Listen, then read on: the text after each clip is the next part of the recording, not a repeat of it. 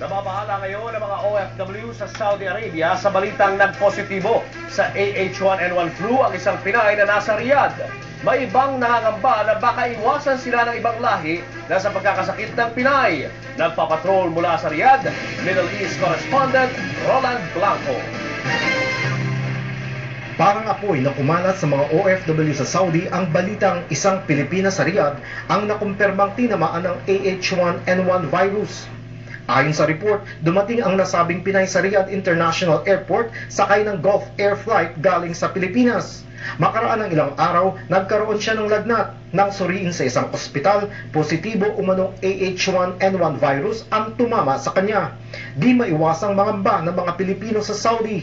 Isa si JC Manuel sa mga nagbiyahe kamakailan at dumaan ng Riyadh International Airport. Medyo di ako masyado dumidikit sa mga kasabay ko. Kasi hindi mo nga rin masasabi na maaaring isa sa dami ng mga tao dun sa airport baka meron.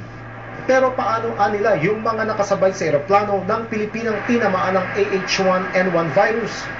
Yung dumating na babae, siya lang yung na-detect. Paano naman yung mga nakasakay niya sa eroplano na nandito na ngayon? Pangamba naman ng dentistang si Delphine Federico, baka iwasan siya ng kanyang mga pasyente, lalo yung ibang lahi. Parang nagkaroon ng takot yung mga tao. Especially sa field namin, na nagkatrabaho kami as health providers dito sa Saudi Arabia, no? Dapat kami yung unang-unang maging aware at vigilant.